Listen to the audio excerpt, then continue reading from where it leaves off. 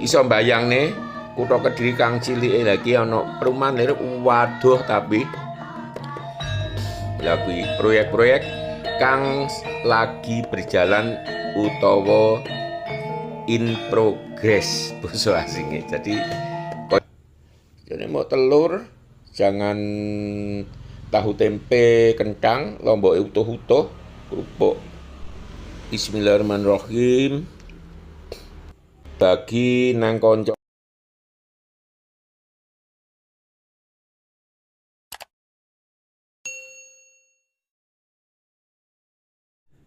Assalamualaikum warahmatullahi wabarakatuh.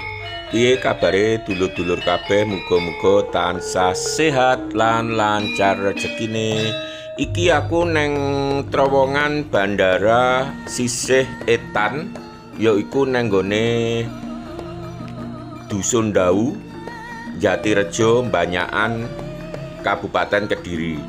Saka terowongan iki ngarep enek pertigaan lur, yen lurus arah Kedung Pawon, Tiron, yen nganan arah Grogol Wetan, terus Kalipang.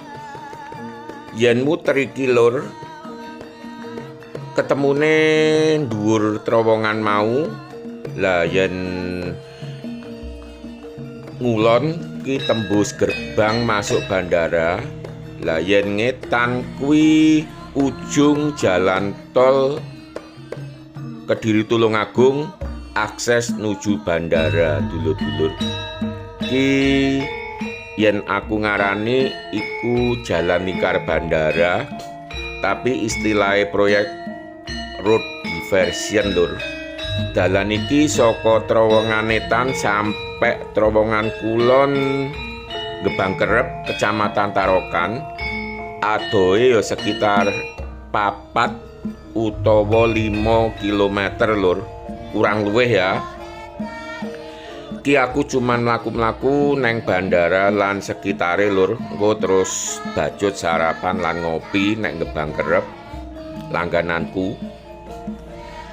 Yo karo cerita-cerita dulur-dulur mesti wis ngerti kabeh yen bandara iki proyek tunggal, maksudnya pendanaan tunggal saka PT Gudang Garam. Biayane kurang luwih 13 utawa 13 triliun lur. Kuwi yen olehku buka-buka nek Google. Bandara ndoh mari, proyek-proyek durung mari lur. Sik akeh sing utama proyek jalan tol Kediri Tulungagung kang dawane sekitar 43 km lur. Uga pendanaan oleh PT Gudang Garam Kediri lur. Lah sak liyane jalan tol sing biayane kurang lebih 10 T. Lah kok nek ngarepe bandara neng gone sepanjang lereng Gunung Wilis saka Etan ngulon, uga akeh proyek liyane lur yen tak amati saka dalan iki. Ana koyoke lho menurut pengamatanku, koyo ana lapangan golf, terus ana tempat wisata, ana perumahan apa villa ngono yen disawang ketok lur. Dadi ana beberapa titik pembangunan sing lagi berjalan di luar jalan tol sing tak omongke ki mau lur. Prosesnya pembuatan jalan tol lagi uga sedang berjalan lur, bareng karo proyek-proyek iki.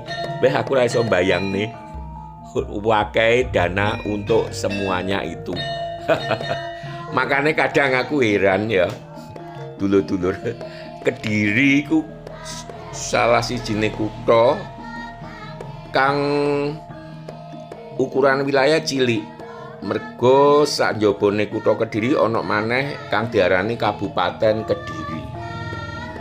Mesti wae Kabupaten Kediri luwih amba, jumlah kecamatane ya puluhan dibanding kutha Kediri kang mung 3 lur. Iso mbayangne Kutha Kediri kang cilike lagi ana perumahan lir waduh tapi ya kuwi proyek-proyek kang lagi berjalan utawa in progress basa asinge. Jadi koyok ngono kuwi lur. Ki ade mlaku kalem-kalem ae lur karo ndelok kanan bandara, kiri ereng-ereng Gunung Wilis kang lagi ana proyek-proyek kang lagi dijalake PT Gudang Garam lan beberapa rekanannya mestinya ya. Iki awake dhewe wis meh teko bunderan utawa pertigaan Desa Grogol Wetan, Kecamatan Grogol, Kabupaten Kediri. Iki yen ngiri arah Desa Kalipang uga Kecamatan Grogol. Awake dhewe lurus lur. Dadi saka ndi mau terowongan Sisehitan neng Dusun Dawu Jatirejo mau awak dhewe oleh separuh perjalanan lur. Bandara wis kliwat mau pas adep-adepan karo lapangan golf calone. Ki dhewe arepe masuk wilayah Desa Anyar, Kecamatan Anyar. Jadi yen terowongan Dawu Jatirejo mau masuk Kecamatan Banyakan, terus Kalipang, Grogol iku Kecamatan Grogol, kingko awak dhewe masuk Dusun Selang, Desa Bulusari, Kecamatan Tarokan, Kabupaten Kediri. Dadi dulur-dulur mligine kang durung nate mrene, dawane bandara iku kurang luwih saka pinggir neng pinggir, saka wetan neng kulon ya sekitar 4 kilo atau 4 kilometer lur dawane, diametere maksudku. Lah awake iki mlaku-mlaku liwat jalan lingkar kang menggak-menggok mestine luwih dawa. Perkiraanku sekitar 4,5 utawa 5 kilometer saka Dawu paling etan engko sampai Gebang Kerep Tarokan paling kulon. Ki awake dhewe wis teko Dusun Selang lur. Yen munggah arah Gunung Wilis sejanine bisa tembus Dusun Sawur uga Desa Bulusari, Kecamatan Tarokan. Tapi dulur-dulur spesial dina ki bakal tak jak nurut dalan lingkar bandara kang diarani road diversion ya, jere proyeke mbuh road diversion 4 apa 5 aku gak patek titen, tapi yang dulur-dulur liwat iso diwaca ana papan nama lur. Ki awake wis teko dalan lingkar bandara neh istilahku lho lur, sanajana mungkin gak tepat. Tapi prinsipe pancen koyok jalan lingkar lur. Lagi teko pertigaan Gunung Budak. Jadi dusun Gunung Budak iku uga bagian saka Desa Bulusari Tarokan yen menggok ngiri. Yen nuju Gebang Kerep arah warung langgananku iki lurus lur. Ngarep ki wis perbatasan masuk wilayah Dusun Gebang Kerep, Desa Tarokan, Kecamatan Tarokan, Kabupaten Kediri. Yen dulur-dulur mlaku-mlaku iso ditonton dhewe ya. Mligine dulur-dulur kang adoh saka Kediri lan penasaran urung pernah mrene. Ki pertigaan Gebang Kerep lur, rame yen sore, utamane yen dina Sabtu Minggu. Yen ngiri mau munggah iku bakal nemu dusun-dusun ana Sukorejo, Dusun Wates, Dusun ndi meneh ya, Sagi, kang kabeh mau bagian saka Desa Tarokan. Yen lurus iku ana 3 dusun lur. Dusun Guworejo, Dusun Sumberyuyu, lan Dusun Bukaan. Uga bagian saka Desa Tarokan. Iki lur terowongan wilayah Gebang Kerep, Kecamatan Tarokan, Kabupaten Kediri. Ki awake dhewe nuju kampung lur. Kampung utawa dusun Gebang Kerep Muga-muga backlight-e gak terlalu lur, soalnya ki nentang srengenge, nentang matahari arahku mlaku. Yo gak lurus nemen, rodok sisih tengen.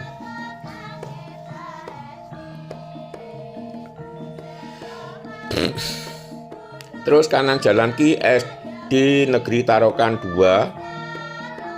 Lokasine nek Gebang Kerep, sing SD Tarokan 1 koyoke nek Desa Tarokan dhewe lur. Dadi nek dusun Tarokan, Desa Tarokan ana dhewe. Dadi ki mau saka sing wis tak sebutke, dusun-dusun nang wilayah Tarokan iki jumlahe belasan lur.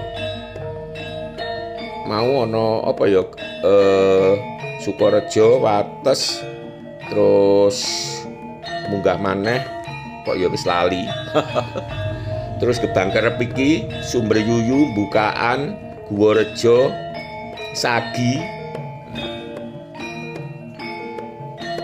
Oke, ki aku wis meh teko lokasi warung langganan. Lokasine nek nggone gerbang masuk Desa Gebang Kerep, Desa Tarokan lur.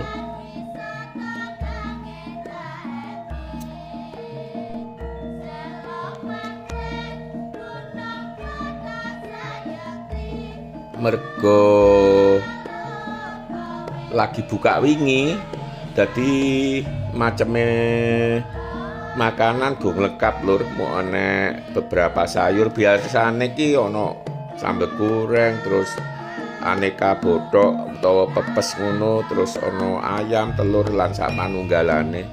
Tapi ya monggo sarapan, sing penting kopine lur kene, mergo kopine Jean Maknyus. Ki aku cuma njaluk saeneke, enek mau sambal goreng, jangan lodeh tahu tempe kentang itu lur. Yo sambal goreng lah istilahnya, tapi iso disebut jangan lodeh uga. Karo telur bumbu Bali ngono ae. Kene iki sing penting aku kopine lur. Soale kopine iki Maknyus, jarang-jarang sing kopi neng warung ki cocok karo seleraku. Lah iki salah siji sing termasuk cocok.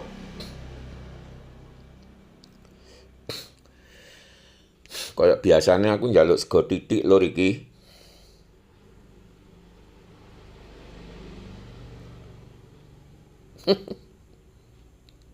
Lek mbak iki wis apal karo porsiku, wis sakmono kuwi.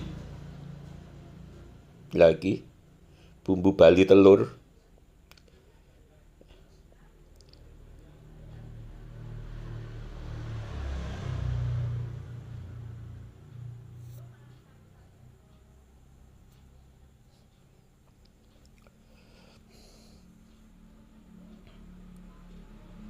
Karo lodeh tahu tempe kentang. Wis ngono tok lur, kerupuk.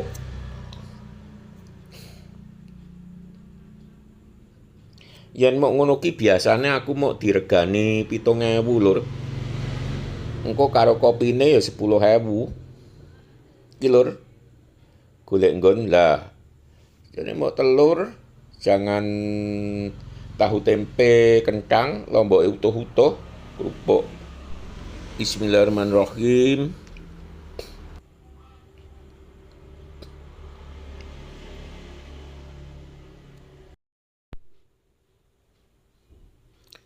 Ki lur kopine najano apa mok cangkir tapi mantep. Oke dulur-dulur, sadurunge video tak akhiri, aja lali subscribe lan tekan tombol loncenge.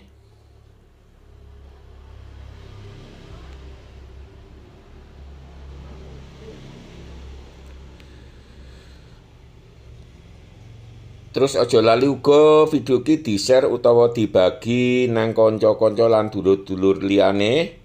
Sawetara sakmene dhisik, sampai ketemu video bacute. Wassalam.